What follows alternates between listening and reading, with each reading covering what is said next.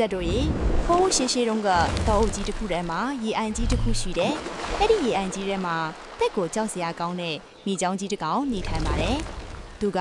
ရေလာထောက်တဲ့တရိษံမှန်သမျှကိုချောင်းမြောင်းပြီးဖန်ဆားလေးရှိတယ်ဗျာ။မိချောင်းကြီးဟာနေတိုင်းရေ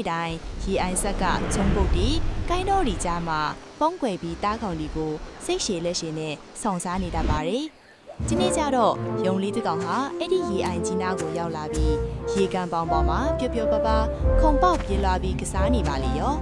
ဒီလိုအေးလူလူကစားနေတဲ့ယုံလေးကိုမိချောင်းကြီးကခြုံပေါက်သေးကနေသွားရည်ကြမတက်ချောင်းကြည့်နေကြတာပေါ့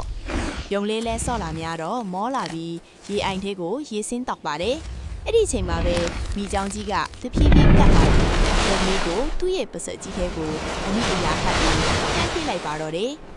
မိချောင်းကြီးကရုံလေးထွက်ပြေးသွားမှဆိုလို့ပါဇက်ကိုတင်းတင်းကြက်ကြက်ပိတ်ထားပြီးဥလို့အတန်နေနေပါတယ်ပြီးတော့ညံကောင်းတဲ့ယုံလေးကပါဇက်ထဲကနေလှမ်းပြောတယ်အဆွေမိချောင်းအတင်ဟာဒီကယောက်ျားစစ်ယောက်ျားမှန်ဆိုရင်ပြီးတော့တဲ့မဆက်ထဲမှာအရသာရှိတဲ့အစားအစာရှိနေတယ်ဆိုရင်ဥလို့အတန်မပြူရဘူးလေအာလို့အတန်ကြဲကြဲပြူရတယ်ဗျာတဲ့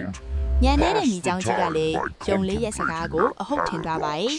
ဒါနဲ့သူ့ကိုယ်သူတတိရှိကြောင်းပြချင်တာနဲ့မဆက်ကြီးကိုဟပြီးအာလို့အတန်ကျဲကြီးអော်လိုက်တာပေါ့အဲ့ဒီလိုမိချောင်းကြီးပါးစားဟလိုက်တဲ့အချိန်မှာပဲယုံလေးဟာလင်းလင်းမြန်းမြန်းခုန်ထွက်လိုက်ပြီးဖိုးအဝေးကြီးကိုလွတ်မြောက်သွားပါတော့တယ်ဒီပုံပြင်လေးကတော့အန်ဒီရဲ့ကျုံမရင်ပြာရမခက်ပဲညံနဲ့ရင်ပြီးဖြည့်ရှင်းရမယ်ဆိုတာကိုပညာပေးထားတာပဲဖြစ်ပါတယ်ခင်ဗျာ